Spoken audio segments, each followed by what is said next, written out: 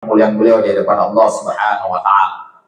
Yang sama-sama kita hormati Ketua DKM beserta seluruh jajaran pengurusnya, para umara, Ketua RW beserta seluruh jajaran pengurusnya, para Ketua RT beserta seluruh jajaran pengurusnya, Ketua dan seluruh jajaran pengurus majelis, Ketua beserta seluruh jajaran panitia pelaksana pada malam hari ini, wabil khusus para jamaah sekalian yang hari ini hadir, baik yang pakai seragam ataupun yang tidak, baik yang sudah lunas seragamnya atau masih 2 kali lagi cicilannya. Kalau sudah lunas, mudah-mudahan senantiasa diberikan kesehatan, kesempatan dan kemudahan untuk senantiasa bisa beribadah kepada Allah Subhanahu wa taala. Al-awwal, kita panjatkan puji syukur kehadirat Allah Subhanahu wa taala yang telah mempertemukan kita semua. Salam dan salawat semoga tercurah kepada junjungan kita Nabi besar Muhammad sallallahu alaihi wasallam beserta keluarga, sahabat dan pengikutnya sampai akhir zaman. Ini reuni kita ya. Ini kayak reuni kita, sudah 10 tahun lebih ya. 10 tahun dan alhamdulillah ketika Pak Heri ngirim WA agar saya ngisi peringatan Isra wal Mi'raj, saya lihat lagi ternyata Ubud. Masya Allah, lama nggak ketemu ya. 10 tahun ternyata sudah renovasi ya. Masya Allah, mudah-mudahan berarti ini orang yang 10 tahun kebanyakan yang dulu ya. Oh, kelihatan udah pada beruban semua.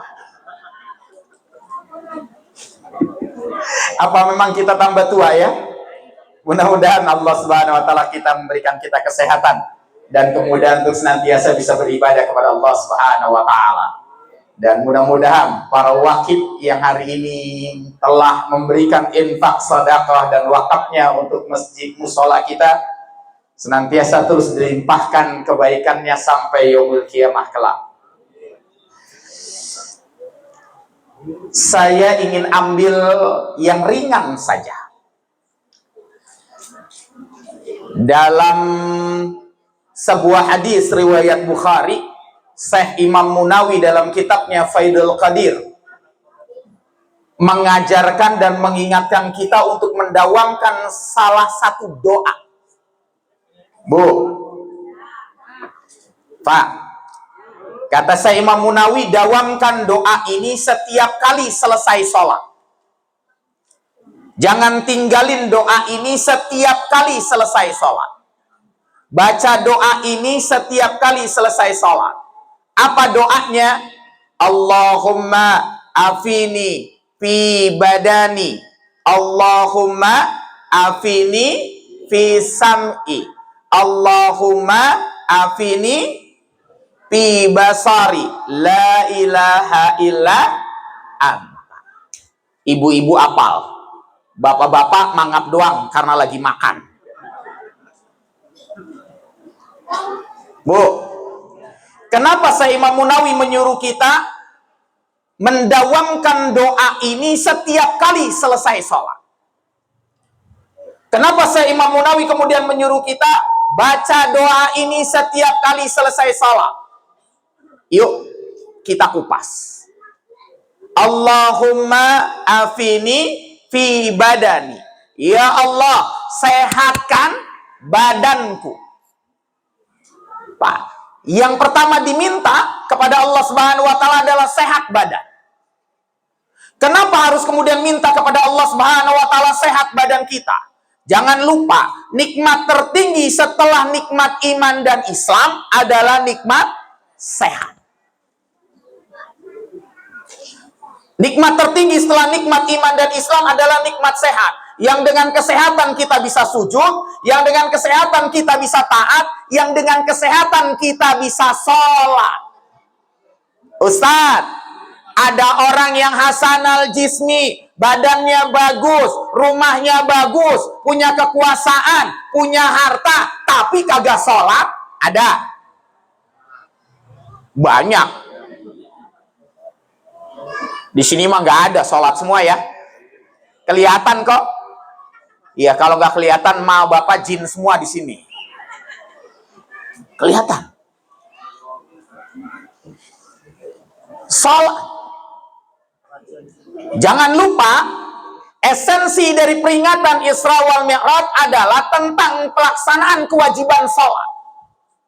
Makanya cukuplah kalau seandainya ada orang yang hasanal jismi, badannya bagus, punya kekuasaan, punya harta benda, rumahnya dekat dengan masjid dan musala, tapi dia meninggalkan sholat, cukup Allah Subhanahu wa taala berkata dengan kalimat fa'allafa min ba'dihim hal pun ada'u shalah.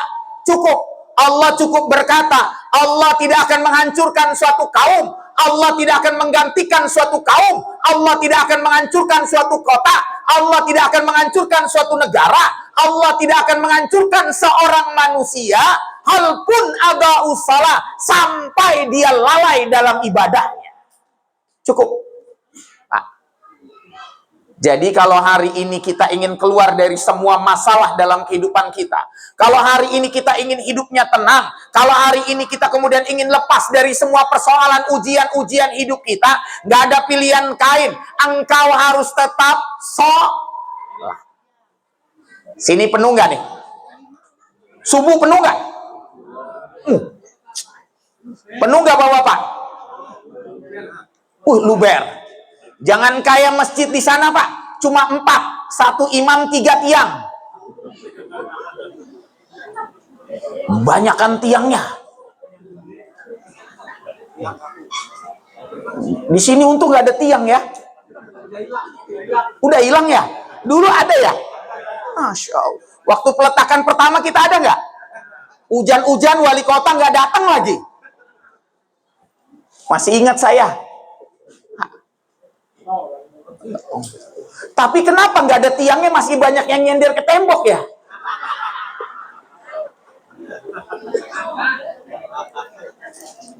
Mungkin dia sudah lelah. Salat. Makanya kita minta salat. Kenapa kita minta kepada Allah Subhanahu wa taala kemudian sehat? Agar kita nanti pada saat bulan Ramadan dengan kesehatan kita bisa puasa. Betul? Ustadz, ada yang ngomong lagi, Ustadz, ada yang orang hasanal jismi, badannya bagus, tiap hari nge-gym, malamnya badminton, paginya mancing. Ada di sini. Ada di sini. Malam badminton, pagi mancing, langsung nge-gym. Wah, ada orang yang badannya bagus, tapi nggak mau kemudian dia puasa Ramadan. Jangan lupa, Rasulullah SAW telah menyampaikan dalam sebuah hadis qudsi, sebuah ancaman. Jangan lupa, nanti yang menjadi saksi dalam kehidupan kita di akhirat itu bukan cuma istri kita. Yang menjadi saksi di akhirat itu bukan cuma seorang suami. Yang akan menjadi saksi di akhirat itu bukan cuma anak kita. Yang nuntut nanti di padang mahsyar bukan cuma orang terdekat kita, bukan cuma tetangga kita, bukan cuma orang di sekitar kita. Tapi nanti yang akan menuntut kita dan menjadi saksi, apa yang dikatakan Rasulullah, as-siyamu wal qur'ani yasfa'ni lil abdi yaumal qiyamah. Puasa dan Al-Quran akan nuntut kamu nanti di akhirat. Nuntut. Kata puasa, ai Rabbi, saya tidak reda dengan si fulan. Kenapa engkau tidak reda dengan si fulan? Dia badannya bagus, suka sepedahan keliling alam sutra, sok-sokan sudah tua main badminton, 2 set lagi. Malamnya minum gabapentin, obat saraf tepi biar nggak encok.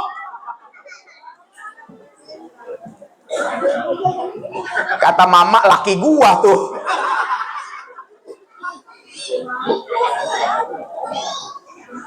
Nanti ada yang ngomong sama Allah, ay Rabbi, saya tidak ridha dengan si fulan. Kenapa engkau tidak ridha dengan si fulan? Badannya bagus, tapi kagak puasa. Hati-hati, nanti puasa akan nuntut kita. Wal Qur'ani, nanti Al-Quran akan menuntut, ay Rabbi, saya tidak reda dengan si fulan. Saya tidak rela dengan si Fulan. Kenapa kau tidak rela dengan si Fulan? Si Fulan hasanal jismi, badannya bagus.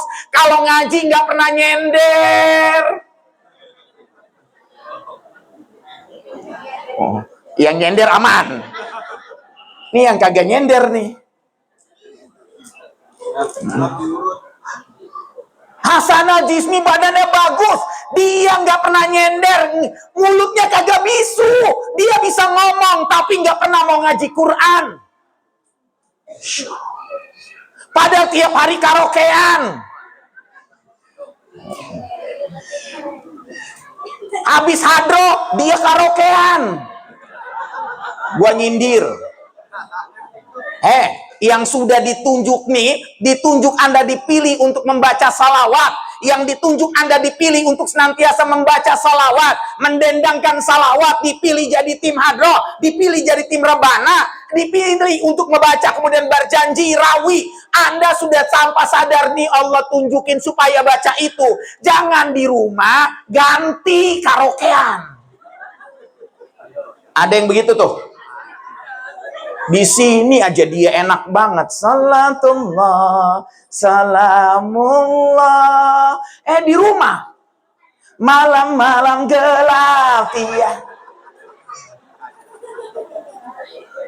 Lu ganti dangdut. Tuh, kalau adanya anggotanya begitu, keluarin. Semuanya. Apalagi kalau ada anggotanya udah teng tang tang, gue udah kagak demen dah.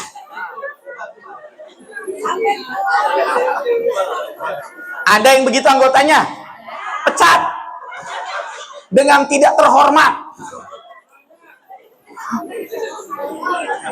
Tuh,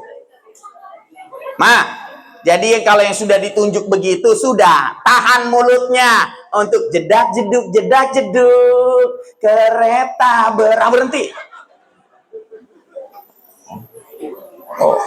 Berhenti begitu. Nggak usah lagu melau, nggak usah lagu tembang kenangan, nggak usah. Allah sudah tunjuk lisannya. Nanti Al-Quran nuntut tuh sama kita. Karena hari ini kita dikasih nikmat sehat banget, sehat. Sebentar lagi kita Ramadan, kita dikasih sehat, puasa, salat.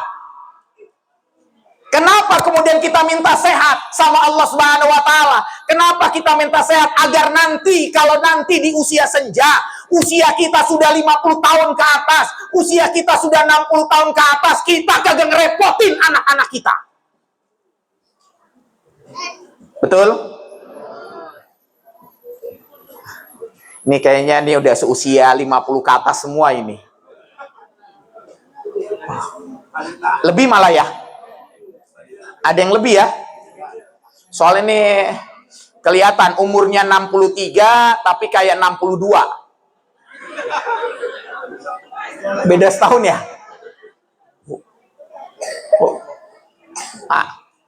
Kita minta sehat Pak di usia senja. Kita minta sehat pada saat nanti anak nikah ninggalin kita. Pada saat nanti anak kerja ninggalin kita. Pada saat nanti kemudian anak-anak meninggalkan kita semua. Kita minta sehat. Agar mulut kita tidak berkata, nah, tinggal sama Abi aja, nah. Tinggal sama Umi aja. Enggak. Bapak dan seorang ayah, seorang ibu pantang untuk ngucapin kalimat itu. Kita minta sehat agar nggak ngerepotin mereka. Ya Bu, kita minta sehat agar nggak ngerepotin siapapun. Tidak ngerepotin suami, tidak ngerepotin istri, tidak ngerepotin anak, tidak ngerepotin tetangga, tidak ngerepotin orang-orang terdekat kita. Karena kita sehat. Makanya wajarlah Pak, ada doa yang kedua yang hendaknya engkau dawamkan setiap kali selesai sholat. Doa ini sering dibaca oleh para imam. Allahumma hawwin alaina fi sakaratil maut. Allahumma hawwin alaina fi sakaratil maut. Ya Allah, mudahkan aku dalam menghadapi kematian. Apa yang dimaksud mudah dalam menghadapi kematian? Apa kata saya Imam Munawi? Yang dimaksud mudah dalam kematian adalah engkau mati dalam keadaan sehat, engkau mati dalam keadaan waras, dan engkau mati dalam keadaan ibadah. Cakep nggak tuh? Mati dalam keadaan sehat. Bu, yang pertama mati dalam keadaan sehat. Kita nggak mau mati dalam keadaan lagi dirawat. Kita nggak mau mati dalam keadaan kemudian berbulan-bulan di rumah sakit. Bu, saya 3 tahun kerja di Darmais. Bagian apa Ustadz? Saya bagian doa. Saya bagian lihat orang yang penyakit di rumah sakit Darmais. Rumah sakit apa? Kanker tumor. Kanker tumor, kelenjar getah bening yang bolong di sini gara-gara ngerokok terus. Di sini ada bautnya. Rasain yang ngerokok. Gue mah ngasih tahu aja. Bu, udah gue bantuin. Rumah sakit Darmais, kanker paru. 3 tahun Bu, kerjaan saya setiap hari Rabu itu cuma datang dan ngebacain doa. Doa apa? Agar dimudahkan kematiannya atau diangkat penyakitnya. Kadang saya doain yang sebelahnya meninggal. Kata yang sebelah, gua kagak didoain, gua mati aja. Bu, orang sakit di Darmais itu udah begitu kan? Yang kalau diterjemahkan dalam bahasa Indonesia hampir mampus pus begitu Bu. Udah dekat. Nggak enak Bu. Bahkan begitu banyak orang yang dirawat di rumah sakit Darmais. Cuma paling lama seminggu, paling lama 2 minggu anaknya kemudian nemeninnya. Setelah itu nggak akan pernah lagi ada anaknya nongol di sana. Siapa yang nemenin? Perawat. Ditinggalin begitu saja. Makanya kita minta mati dalam keadaan sehat. Yang malam ini batuk, besok meninggal, cepat. Ada di sini yang lagi batuk. Ngerepotin gak tuh? Ngerepotin orang gak? Nggak ada yang mau batuk nih.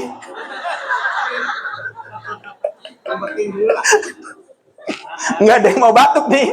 Takut gua. Minta mati dalam keadaan sehat. Hari ini sakit, besok sudah nggak ada. Udah cepet. Mati dalam keadaan waras. Berapa banyak orang yang mati dalam keadaan tidak waras. Tidak ingat keluarganya. Mati dalam keadaan gila. Mati dalam keadaan kemudian depresi. Berapa banyak orang mati dalam keadaan tidak ingat Allah Subhanahu wa Ta'ala. Kita minta mati dalam keadaan waras. Kita masih ingat kemudian anak kita. Kita masih ingat kemudian istri kita. Kita bisa menitip pesan. Sholat. Umi, jangan belanja online terus. Begitu. Itu pesan untuk istri. Bu, hati-hati. Hati-hati. Ada sebuah nasihat yang diingatkan.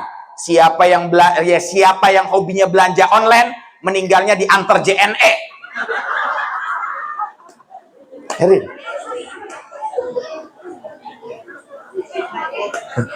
Istrinya begitu ya? Online mulu. Bilangin. Ntar lu meninggal diantar JNE lo. Dibungkusnya plastik peletok-peletok. Gua ngingetin nih sebelum Ramadan datang. Soalnya udah penuh semua Pak. 99 plus. Kau usah tahu. Bini gua begitu juga.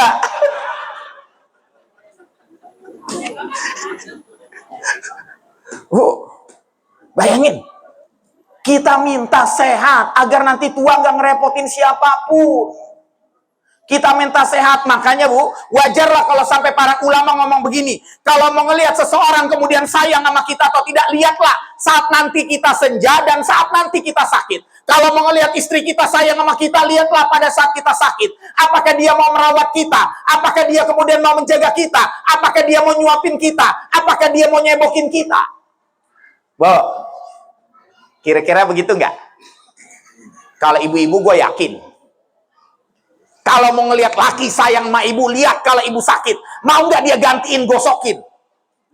Mau nggak dia mau nyuapin? Mau nggak dia nyapu? Mau nggak dia ngepel? Gitu nggak Bu lakinya? Bu, begitu nggak lakinya? Enggak.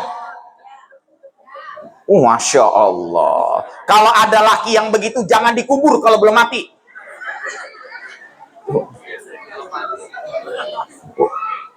Kalau mau lihat orang seseorang sayang sama kita atau tidak, lihatlah pada saat kita sakit.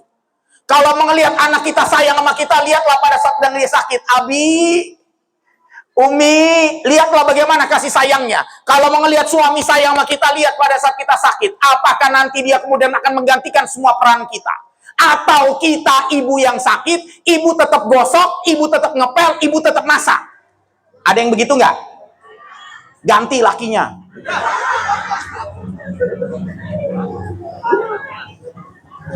Bu, Pak, kalau istri mah nggak ragu dah, bapak akan disuapin, bapak akan tetap kemudian dilayanin, tapi ngomongnya aja pedes. Lu lemah banget jadi laki lu. Mudah-mudahan nggak ada istri begitu tuh. Oh, jangan lupa peristiwa Isra wal Mi'raj, Bu, diawali itu dengan kesedihan yang sangat panjang oleh Rasulullah, dialami oleh Rasulullah. Makanya para ulama menyebutnya sesungguhnya peristiwa Isra wal Mi'raj dengan sebutan tasliyah. Kenapa disebut tasliyah? Tasliyah itu artinya menghibur. Tasliyah itu artinya menguatkan. Kenapa Rasulullah perlu dihibur dan dikuatkan? Karena Rasulullah berulang kali kehilangan orang terdekatnya, kehilangan anak-anaknya, bahkan lantas kemudian kehilangan orang terdekatnya. Siapa yang terdekatnya yang kehilangan? Siti Khadijah. Rasulullah kehilangan Siti Khadijah, menangis itu air matanya bercucuran air mata. Lihatlah dalam kitab Fadilatul Ummatan Muhammad karya Sayyid Alawi Muhammad Malik Al-Maliki, ketika Fatimah Zahra berkata, saya memberikan kesaksian sesungguhnya saat Khadijah diambil oleh Allah Subhanahu wa taala, setiap hari kalau Rasulullah mengetuk pintu, pintunya dibuka nazarul ainul ma, bercucuran air mata, nangis. Ketika ditanya Rasulullah, apa jawab Rasulullah? Dulu kalau aku kemudian ngetuk pintu, ada yang menyambutku. Dulu kalau aku mengetuk pintu, ada yang tersenyum padaku. Dulu kalau aku mengetuk pintu, ada yang memelukku. Bu, makanya sampailah keluar hadis, iza nazarta alaiha saratuka. Kalau mau ngelihat istri salihah, Pak, kalau mau ngelihat istri salihah, lihatlah bagaimana bapak ketika pulang. Apakah dia menyambutnya? Apakah dia kemudian mencium tangannya? Apakah nanti dia kemudian memeluknya? Apakah dia tampil dengan sangat cantiknya? Begitu nggak istri kita? Pak, begitu nggak? Ini emosi nih. Masalah, Pak, kalau mau ngelihat istri salihah nih, kita baru ngetuk pintu, tak, istri udah cakep. Pakai lipen setir, pakai bola-bola, pakai maskara, pakai glitter, pakai Aporal N, mengkilat mukanya. Pakai baju pengantin waktu pertama kali nikah. Kenapa nggak muat? XL. Udah nggak XL, double XL. Pak, makanya diingetin tuh. Kenapa, Pak? Sampai demikian Rasulullah nangis bercucuran air mata. Jangan lupa, ada seorang pasien datang ke tempat saya, Pak. Seorang bapak-bapak usianya hampir 60 tahun. Datang bersama dengan kakaknya. Lantas kemudian kakaknya ngomong gini, Ustadz, tolong nasehatin adik saya. Kenapa? Sejak ditinggal istrinya, dia senantiasa nangis terus. Pak, kalau perempuan ditinggal laki, biasa nangis. Betul? Tapi kalau ada laki-laki ditinggal istrinya, dia menangis, bercucuran air mata, itu tanda istrinya spesial bagi di hidupnya. Rafaqat ba'da al-mautika kisatul jamilah. Berarti itu perempuannya, berarti istrinya telah mencatat cerita yang indah dalam sejarah kehidupannya. Pak, kira-kira kalau istri meninggal, Bapak nangis nggak?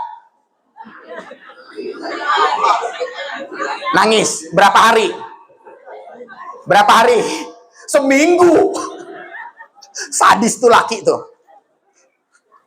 Dia nangis setiap hari. Lantas kemudian saya tanya, ayah, limaza, Kenapa ya? Kenapa nangis terus? Apa jawab dia, Ustaz? Apakah salah kalau saya nangis? Kenapa? Ustaz, apa saya salah kalau saya nangis? Kalau saya kemudian mengambil air minum, lantas saya meminumnya, saya nangis, teringat istri saya. Dulu, nggak pernah saya ngambil air. Pasti istri saya yang menyediakan air. Oh, makanya ada tamsil yang dikatakan oleh Imam Ghazali. Ini bukan hadis, tapi banyak mengatakan itu hadis. Nanti akan datang masanya, sayati al-waqti, akan tiba masanya. Seorang laki-laki akan mengambil air minumnya sendiri. Istrinya nggak mau ngambilin minum. Bahkan sampai Imam Ghazali berkata, sampai nanti seorang laki-laki yang sholat sunnah 2 rakaat tidak lebih baik daripada seorang istri yang mengantarkan minuman kepada suaminya. Kenapa? Karena nanti banyak perempuan yang tidak mau ngambilin minum buat suaminya. Sudah mulai belum? Sudah mulai belum? Mukanya kelihatan gua itu. Yang kalau gua minta minum, istri gua ngomong, lu nggak punya kaki, lu nggak punya tangan. Nah, di atas dispenser, kopi, teh, gula. Ya Allah, ada istri begitu, Pak? Ganti.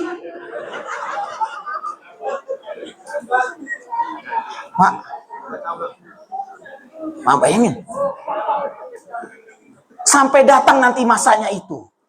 Ustaz, apa saya salah kalau saya lagi makan, saya teringat istri saya karena saya nggak pernah ngambil makan sendiri? Apa saya salah, Ustaz? Kalau saya lagi ngegosok, saya teringat saya dulu nggak pernah ngegosok sama sekali.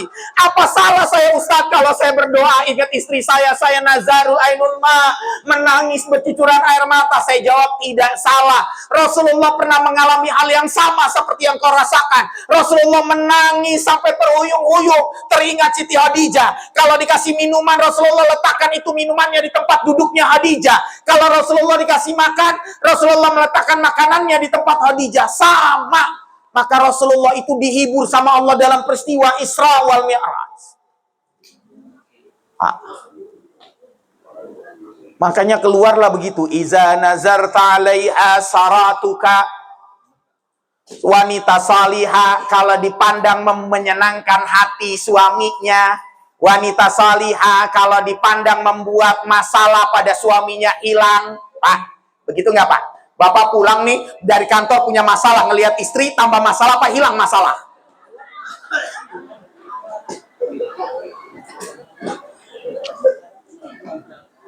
Kan kalau kita punya masalah ngelihat istri, langsung dia minum jamu pakai madu. Hai kamu, aku rindu. Begitu Pak. Ada laki begitu tuh. Ingin. Kita minta sehat Pak badan.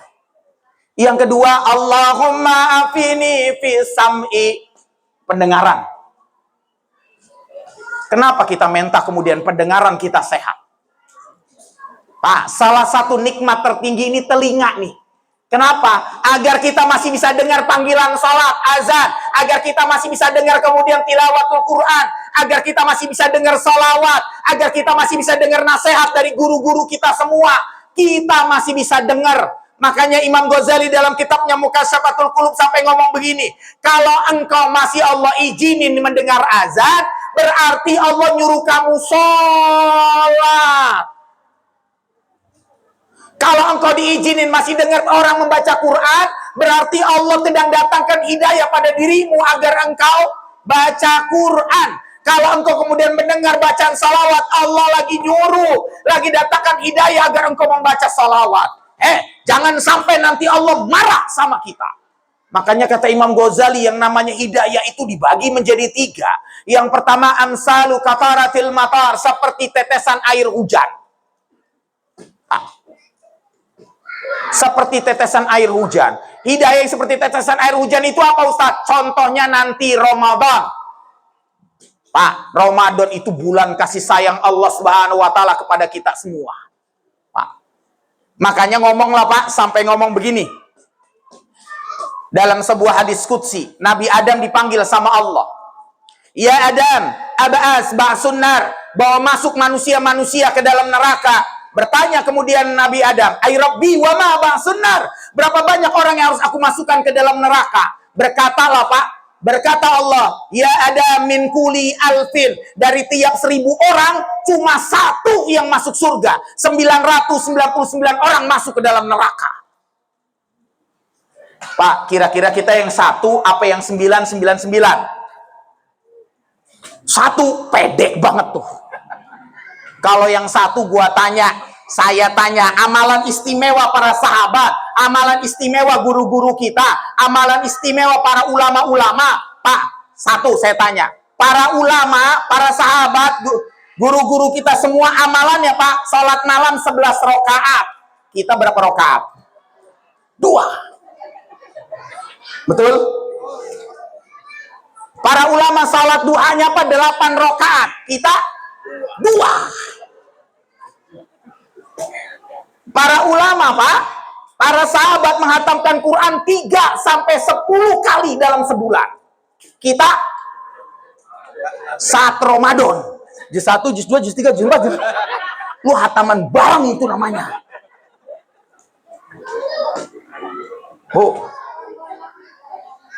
Para sahabat puasa Senin Kemis tidak terputus selama 1 tahun lamanya. Kita terputus. Para sahabat puasa Ayyamul Bid tidak terputus 1 tahun lamanya. Kita boro-boro. Kita mau puasa Senin Kemis ada godaan dapur resto langsung berhenti. Langsung Pak. Ada godaan kemudian bakso Titoti dekat Ciledug berhenti. Ada godaan bakso Balungan dekat Mencong berhenti. Ada godaan kemudian sop Jawa Sunda di Cipondo berhenti. Depannya Kokom, lewatin dikit kemudian ada ayam bakar, ayam selamat tuh, bebek bakar selamat Pak. Lurusin terus nanti kemudian ada ayam bakar Ampera Pak. Lurusin terus kemudian ada KPCDC. Gua lewat doang.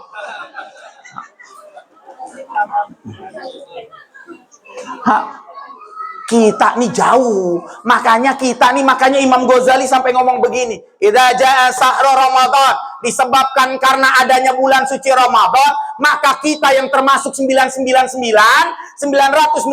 orang itu diselamatkan dengan berkah Ramadan. Maka rugi. Makanya kita cuma minta sehat. Makanya Allah masih sayang banget Pak. Kita dikasih nih telinga nih masih bisa dengar. Yang bisa dengar. Jangan sampai nanti Allah kemudian murka kepada kita semua Pak. Nanti ada hidayah yang disebut dengan amsaluriyati tabu. Kalau lu kemudian sudah telinga nih dengar ajan berulang-ulang nggak datang juga ke musola al-falah. Lu udah dikasih kemudian dengar bacaan Quran tapi lantas tidak baca Quran. Amsaluriyati tabu, nanti akan datang masanya Allah datangkan penyakit kepada dirimu. Lantas engkau baru bilang ya Allah sembuhin. Datang nanti masanya penyakit. Pagi minum amodipin, malam minum kandesartan. Darah tinggi. Pagi minum amodipin, malamnya simvastatin, kolesterol. Pagi amodipin, malamnya metformin, gula sama tensi. Pagi amodipin, malamnya esilgan. Udah darah tinggi, susah tidur. Gue bukan tukang obat. Nanti akan datang masanya nih, kalau Allah sudah datangin penyakit baru kita teriak ya Allah tolong, ya Allah sehatin. Dulu lu waktu sehat boro-boro musola al-falah kagak dijenguk-jenguk. Ini mas sindiran ya, ini titipan dari DKM. Soalnya dulu waktu zaman saya masih ngajar di sini yang ngaji Wali Songo 9 orang. Ternyata gua tanya 10 tahun cuma nambah 5, 14. Betul ya DKM? Ini masih sindiran, ini titipan dari DKM tadi ngobrol di belakang. Diingetin, ayo kita salat dan Ramadan mumpung Allah sayang banget sama kita. Nih dikasih telinga. Kenapa kemudian kita minta sehat telinga? Kenapa kita mintanya sehat telinga sama Allah Subhanahu wa taala? agar nanti nikmat tertinggi buat kita yang sudah usia 50, 60, nikmat tertingginya adalah nanti kalau kita dipanggil nenek, kakek. Demen gak tuh? Ada yang udah punya cucu di sini? Ada? Udah? Oh enggak, kirain udah si abang. Soalnya orang-orang sekarang, kalau kata Sayyid Alawi, orang Rasulullah itu umurnya 63, tapi umurnya 60 tahun, tapi badannya seperti orang usia 40 tahun. Kita usianya 40 udah kayak 60 tahun, doyong mulu. Nyender dekat sound system gitu.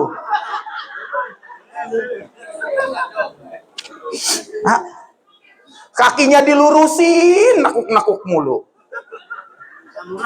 Posisinya tahiyat mulu, padahal lagi nggak sholat dia tahiyat terus. Ini kita minta telinga nih agar kita nanti seneng dipanggil nenek sama kakek itu seneng banget. Jangan lupa orang tua itu yang sudah senja itu hatinya dibagi 3.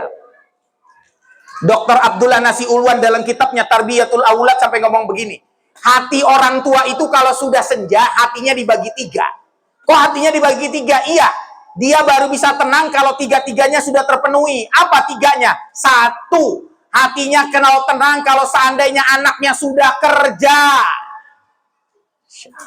Tenang. Anak saya banyak banget. Anak yang pertama sudah kerja, tenang. Anak kedua sudah ngajar, anak pertama ngajar, anak kedua ngajar, tenang. Tapi masih berjejer lagi, masih 4 kali lipat lagi. Kalau anak sudah kerja tuh tenang hati. Kita kan sedih, bangun tidur, anak kita sudah kita kuliah, sudah sekolah, dia belum kerja, hati itu belum tenang. Yang kedua, orang yang sudah senja, Pak, hati baru tenang kalau kemudian anak sudah kerja, lantas sudah nikah. Tenang banget, Pak. Betul? Ya Allah, anak sudah nikah, tenang. Saya belum tenang. Bapak banyak yang bisa jadi belum tenang, anak belum nikah. Makanya banyak orang tua yang ngomong, gua belum mau dipanggil Allah, gua pengen ngeliat anak gua nikah. Betul? Gue pengen denger, gue pengen lihat. Yang ketiga, kita nih baru tenang kalau sudah gendong cucu. Maka nanti kita ngomong sama Allah, gue udah siap dipanggil kapanpun ya Allah, anak gue udah kerja, anak gue sudah nikah, gue sudah punya cucu, gue sudah siap dipanggil. Wa tarda bi qadaika, saya sudah ridha ya Allah, saya sudah ridha.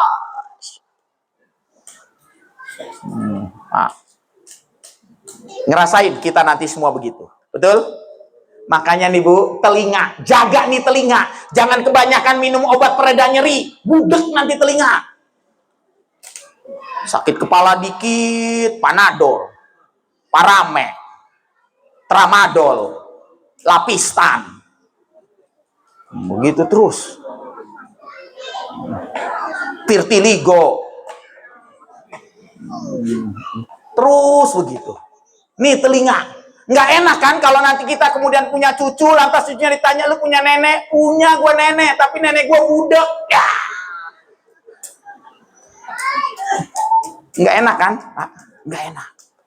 Makanya Pak, nih roh, mudah-mudahan telinga kita, maka jaga kesehatan Pak.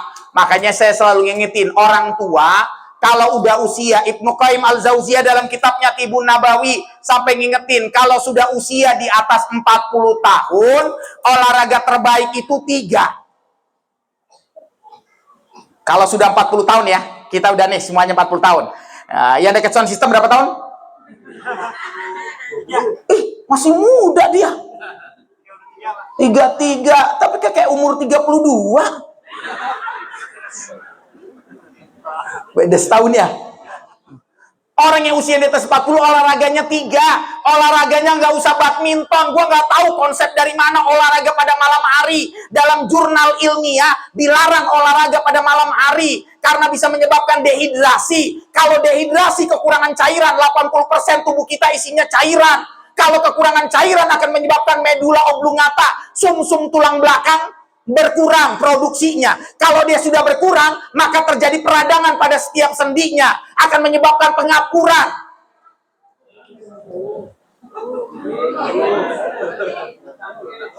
Jangan lupa, Allah jadikan kemudian naumakum subata, malam menjadi tempat istirahat. Gua kagak nyindir nih.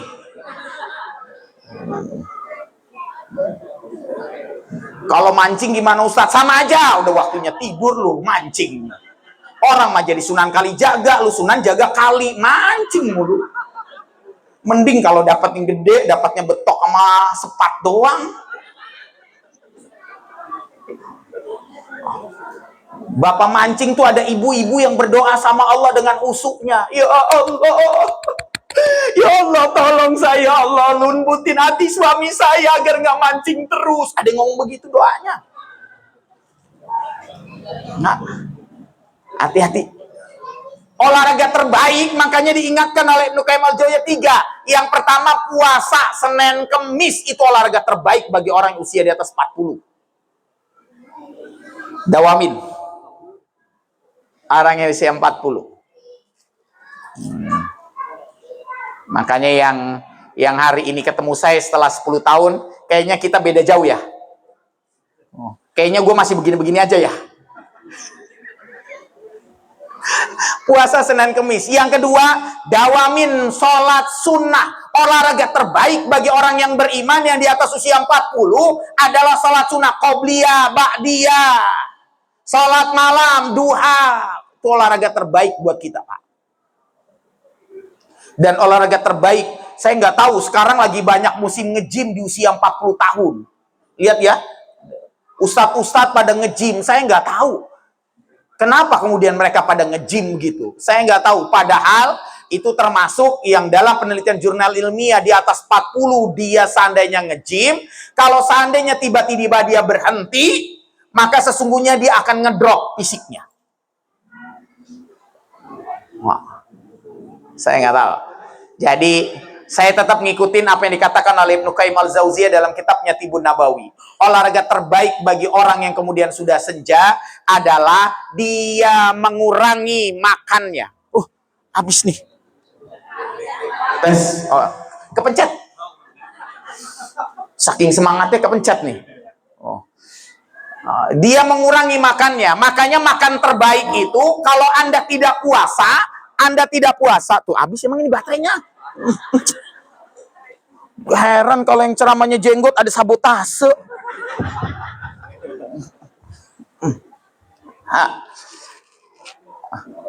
Lanjut.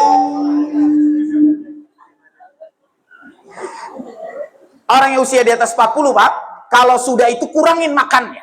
Apa yang dimaksud kurangin makannya? Jangan lupa Ibnu Qayyim al-Jauziyah sudah ngingatin dalam kitabnya Tibun Nabawi. Orang yang di atas usia 40 penyerapannya akan lebih tinggi daripada pembuangannya. Kadang dia buang airnya 2 hari sekali. Ada yang buang airnya kemudian sehari sekali, tapi juga sedikit doang. Kayak tai-tai kambing kecil. Tapi penyerapannya cepat. Ustadz, saya makannya cuma sedikit, tapi kok berat nggak turun-turun. Ada yang begitu? Bahkan dia nyium bau rendang aja naik 2 kilo. Itu baru nyium doang. 2 kilo dia naik timbangan. Sampai dia berantem sama timbangan. Kayak timbangan nih salah nih.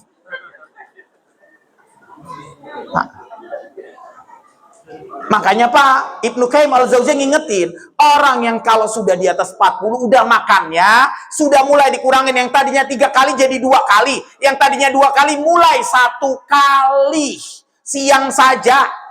Pagi gimana? Siang saja. Pagi cukup Anda kemudian. Kalau Anda paginya ngopi, tolong kalau ngopi dibarengin dengan 1 makanan. Bisa biskuit atau roti. Karena kopi itu ada racunnya. Jadi racunnya itu biar diserap dengan makanan. Ya, ini mah kadang kopi barangnya ngudut. Racun ketemu racun. Masuk rumah sakit Darmais, bolong tenggorokan. Ada yang begitu. Ada lakinya begitu. Tinggal bilang, syukurin lo.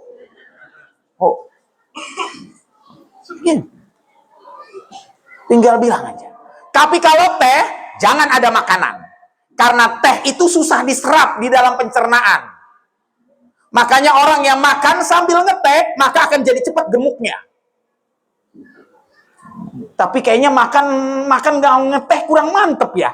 Es teh manis gitu ya. Masya Allah.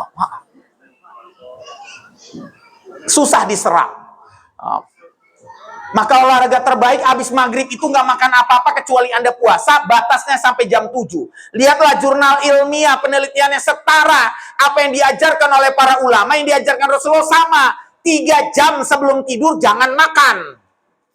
Batasnya sampai isya. Oh, emang mungkin ya kalau pas kopi tukang nasi goreng kan nggak lewat waktu dulu ya. Ada yang lewat nggak tukang nasi goreng? Dicegat semua ya. Kalau lewat disemprot. Masuk gerbang mana aja disemprot. Bukan mati sama COVID, mati sama semprotan. Masya Allah. Kita ngerasain COVID-nya. Jadi kalau udah nggak makan, jadi saya makan sekarang nih, makan cuma sekali saja. Makanya kalau malam saya menikmatinya buah-buahan. Ini pas banget nih. Sayang belum dibuka. Jadi tandanya ini suruh bawa pulang.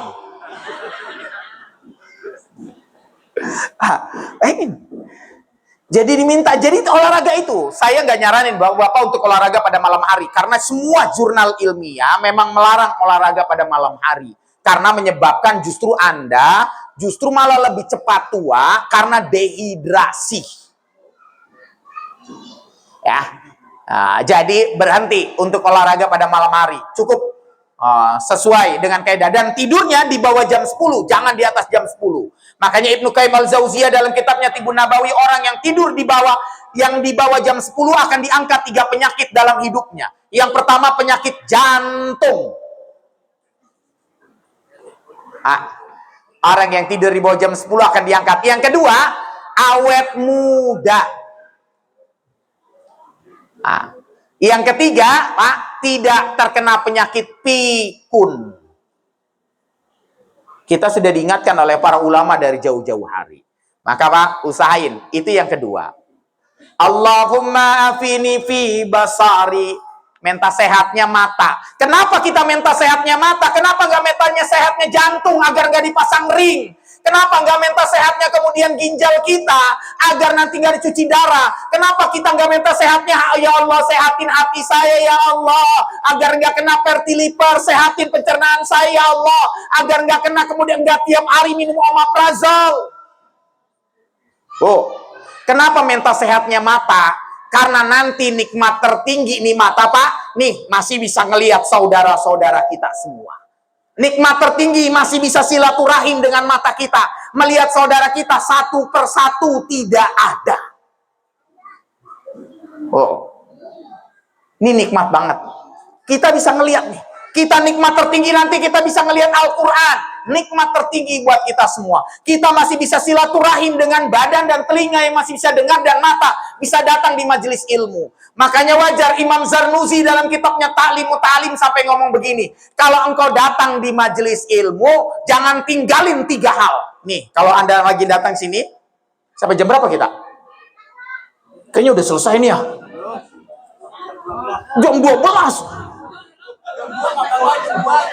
Ya Allah, gimana kalau jam 3?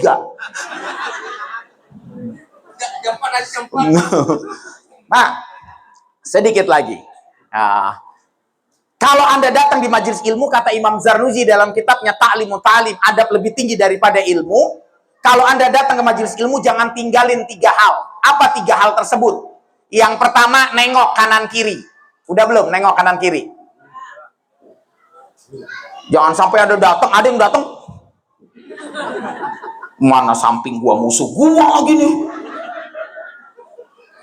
Ada yang datang kagak nengok-nengok kanan kiri. Itu salah satu yang dianjurin, sunnah hasanah, kebiasaan baik yang dilakukan oleh para ulama. Kalau datang majelis ilmu, tengok kanan kiri. Yang kedua, musafahah, salaman. Jadi salaman. Jangan lupa ketika Anda salaman, berguguran semua dosa-dosa kita. Yang ketiga, ngucapin ngomong, ngucapin salam, berkata yang baik.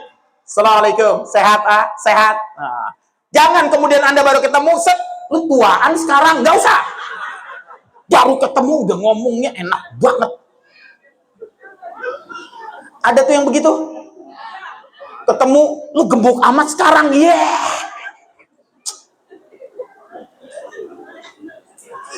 Ya Allah, punya bestie begitu, kasih cabai 2.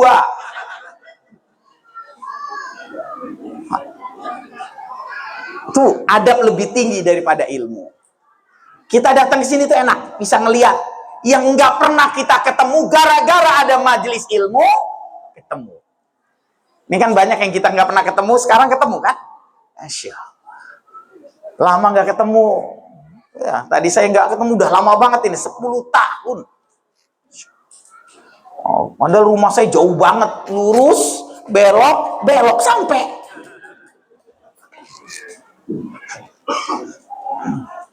Bahkan sampai diingetin, datang, makanya Pak, datang sholat di musola Al-Falah, kita sudah bangun nih. Kita ini sudah kemudian berwakaf, sudah berinfak, bersedekah, manfaatin dengan sebaik-baiknya agar terus mengalir. Ini dulu kayaknya lapangan bulu tangkis ya. Alhamdulillah udah sadar gue barunya. Dulu ini lapangan bulu tangkis ya. Berarti sudah di atas 40 udah stop ya. Pindah apa pindah? Pindah ya. Saya ingat dulu ini bulu tangkis. Ya Allah, tapi kan dulu kita umurnya masih 30 ya. Oh. Iya, saya ingat ini dulu bulu tangkis. Dulu bikin bulu tangkis biar ngumpulin. Bulu tangkis rame, ngaji 9 orang, wali songo lagi. Datang ke majelis ilmu, datang. Jangan lupa, Anda kata Imam Zarnuzi, ada 4 padilah orang yang datang ke majelis ilmu. Ada 4 padilah. Kamu nggak dapat yang pertama, dapat yang kedua. Nggak dapat yang kedua, dapat yang ketiga. Dapat yang nggak dapat yang ketiga, dapat yang keempat. Apa maksudnya Ustaz? Yang pertama orang yang datang ke majelis ilmu, yang pertama dapat ilmu. Datang. Gue mah nggak mau datang, ustadznya orang Tegal. Itu gua.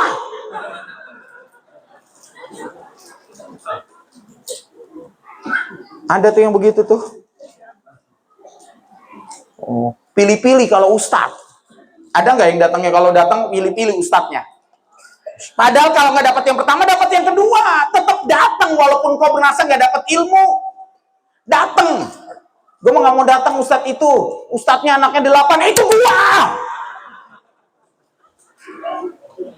Gua juga loh. Pengen. Jadi tetap datang. Kalau kamu nggak dapat ilmu, dapat yang kedua, silaturahim. Betul? Kita dapat. Emang yang gotong nanti kalau engkau meninggal dunia siapa? Kalau bukan tetanggamu.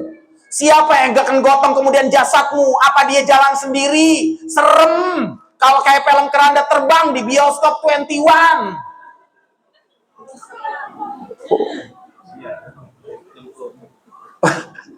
Abang nonton. Tuh. Dapat sih yang kedua, silaturahim. Nggak dapat yang kedua. Gue mah nggak pernah dapat silaturahim. Kenapa? Saya duduknya di belakang, nyender dekat kaca. Ini agak nyindir yang dekat kaca. Saya nggak dapat silaturahim. Oke, dapat yang ketiga, berkah. Haknya diganti dengan tamar buto, berkat. Nah, ini berkat. Jangan lupa, yang namanya berkah, lihatlah apa yang dikatakan oleh Imam Suyuti dalam kitabnya Hawilil Fatawi halaman 555, posisi sebelah kanan bagian paling atas. Adi Hidayat. Tapi gua apalnya itu doang. Gua apalin itu. Apa kata Imam Suyuti? Seseorang yang makan dari sesuatu yang kemudian disedekahkan, gua buka nih. Dari makan dari sesuatu yang disedekahkan oleh jamaah, maka sesungguhnya bisa mencegah musibah yang terjadi ke depan. Makanya wajar orang tua zaman dulu kalau misalnya ada makanan itu dikantongin dia. Buat siapa? Cucunya, anaknya. Ini udah gue kantongin, nggak boleh minta lagi. Dikantongin. buat cucunya. Kenapa? Karena dia tahu makanan ini diberkahi sehingga nanti dimakan oleh cucunya. Kalau kemudian abi asem, makan aja lu. Jadi harus dikantongin.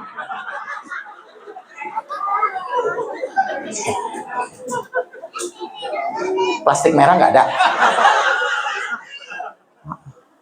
Makanya ibu-ibu zaman dulu kalau ngaji bawa tasnya gede apa kecil? Gede. Bapak-bapak mah malu bawa tas, makanya dia minta plastik merah, nggak ada. Kadang ditaruh di peci. Emak-emak yang ngajinya sering dapat berkah, makanya nah kalau makan nih dapat kemudian makan jangan sampai dihabisin. Lakinya udah nunggu. Kalau sudah senja tuh sudah nunggu. Kalau sudah senja itu makanan anak sudah kerja jauh dari kita. Makanan yang ditunggu itu berkah, makanan pengajian. Lalu tadi ngaji nggak ada risol. Dihabisin semua. Bener-bener dia. Hati-hati, Mak. Ada doa yang dibaca, Mak, yang jangan ditinggalin. Ini satu doa yang terakhir yang nggak boleh ditinggalin. Allahumma hasibni hisaban yasira. Ya Allah hasibni, ya Allah hisaplah aku nanti di yaumul hisab dengan hisab yang mudah. Kenapa kemudian minta hisab yang mudah? Karena nanti ada orang yang hisabnya berat. Ada ayah yang nanti dituntut oleh istrinya, ada suami yang dituntut istrinya, ada istri yang dituntut suaminya, ada orang tua yang dituntut sama anak-anaknya. Nanti akan berkata kemudian seorang suami kepada istrinya, "Ai Rabbi, saya tidak reda dengan istri saya." Kenapa engkau tidak reda dengan istrimu? Saya tidak reda dengan istri saya. Saya nggak pernah ngelarang dia ngaji. Saya nggak pernah ngelarang dia sholat. Saya nggak pernah ngelarang dia belanja baju di Cipulir dan Tanah Abang. Saya cuma minta tolong kalau dia ngaji, masak dulu.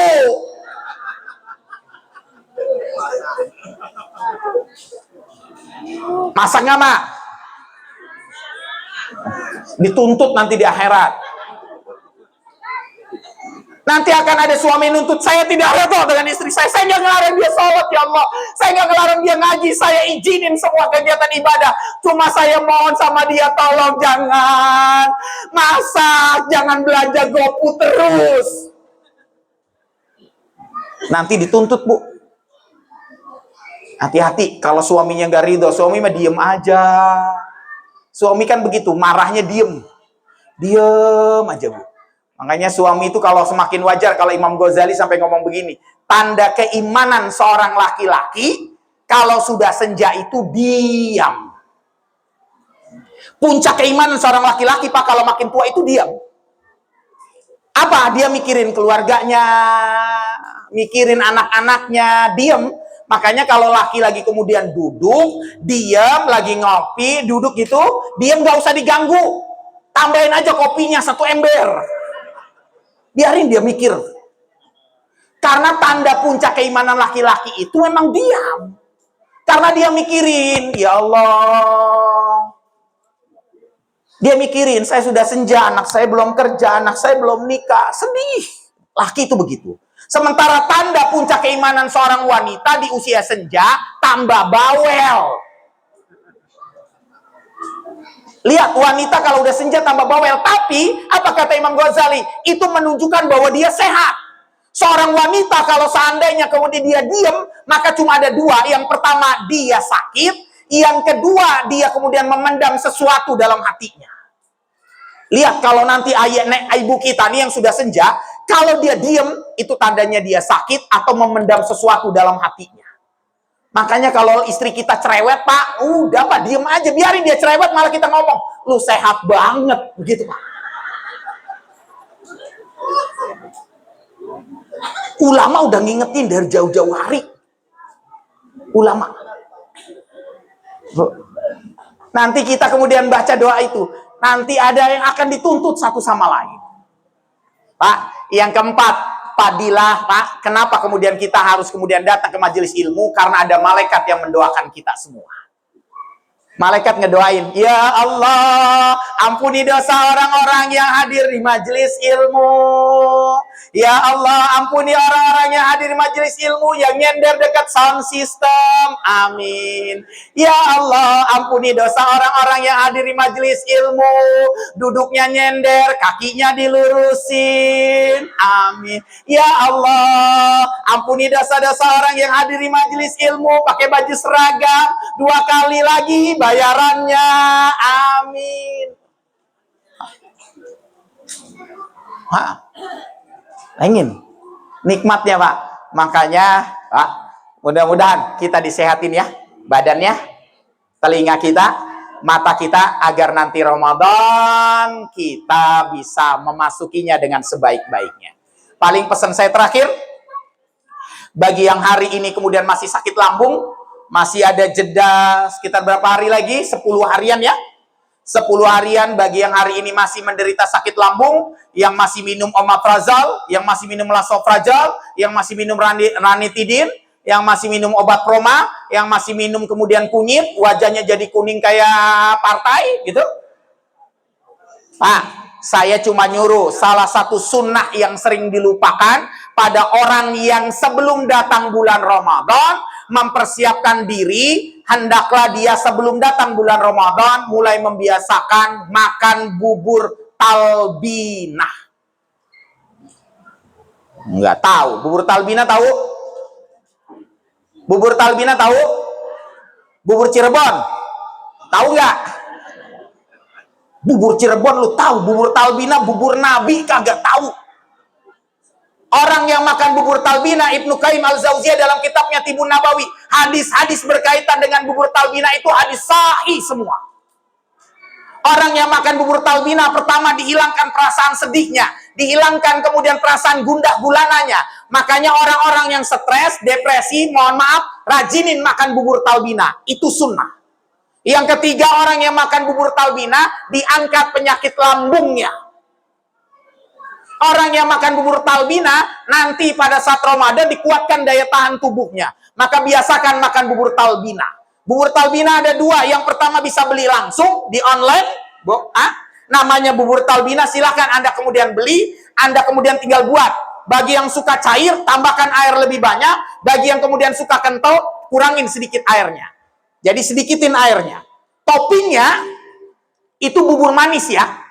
Itu bubur manis. Toppingnya silakan Anda kemudian taburkan, kalau sudah dibuat taburkan madu, atau taburkan sari kurma, atau taburkan kalau saya biasanya pakai kurma dirajang sampai halus ditaburin.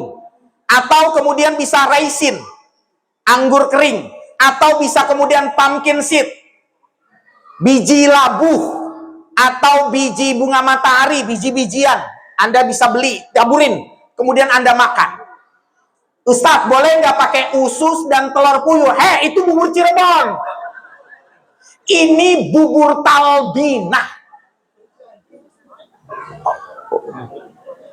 Kalau bubur Cianjur pakai pakis, makannya ditambah risol. Boleh nggak Ustadz pakai itu? Nggak boleh. Ini bubur manis. Anda makan. Kalau Anda makan di tenggorokan anget, perut anget, dan dia mengobati. Lihatlah kehebatan sunnah. Lihatlah kehebatan sunnah makanan Rasulullah SAW. Dia mengobati lambung. Kalau dia buat sendiri, Ustadz, dibuat dari tepung jelai. Pasti bingung dah. Tahu nggak tepung jelai? Dia kan kagak tahu. Beli tepung jelai. Silakan Anda cari tepung jelai, Anda buat tepung jelai, kemudian Anda aduk secara merata. Bagi yang suka ada keraknya, silakan diemin, nggak usah diaduk. Bagi yang suka ada keraknya. Tapi bagi yang nggak suka kerak, ya aduk aja terus. Kemudian Anda nanti kalau sudah matang, silahkan taburkan toppingnya. Makanya yang banyak dulu menggunakan bubur talbinah itu para habaib. Biasanya di bulan Rajab, bulan Sa'ban. Kalau mereka Rajaban, kalau mereka Sa'banan, mereka biasanya bikin sampai satu panci dan kemudian dibagikan. Bubur talbinah. Anda makan yang masih ada 10 hari, Anda makan setiap hari, insya Allah Allah angkat penyakit lambungnya sehingga nanti kita Ramadan bisa puasa. Ya, jadi dibuatin. Kalau suaminya nanti cuma gara-gara sakit, gua sakit lambung, Nggak ada alasan bagi kita. Karena Rasulullah sudah ingatkan dari jauh-jauh hari. Maka mudah-mudahan kita termasuk orang-orang yang akan dimudahkan untuk bisa memasuki bulan suci Ramadan dalam keadaan sehat. Barangkali itu yang bisa saya sampaikan. Kurang lebihnya mohon maaf. Mudah-mudahan pertemuan kita menjadi kawah candra di muka, tempat para Gatot Kaca ditempa, otot kawat balung besi, akidah kuat, akhlak terpuji, disayang Allah dan Nabi, disayang keluarga dan istri, masuk surga ditemani para bidadari. Billahi taufiq. Assalamualaikum warahmatullahi wabarakatuh. Ada Ustaz Imam. Ya. Barangkali itu. Billahi taufiq. Assalamualaikum warahmatullahi wabarakatuh.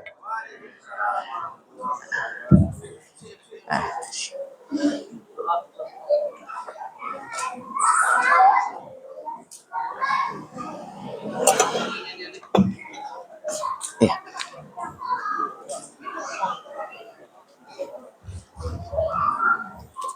Ada Ustadz Imam Asnawi.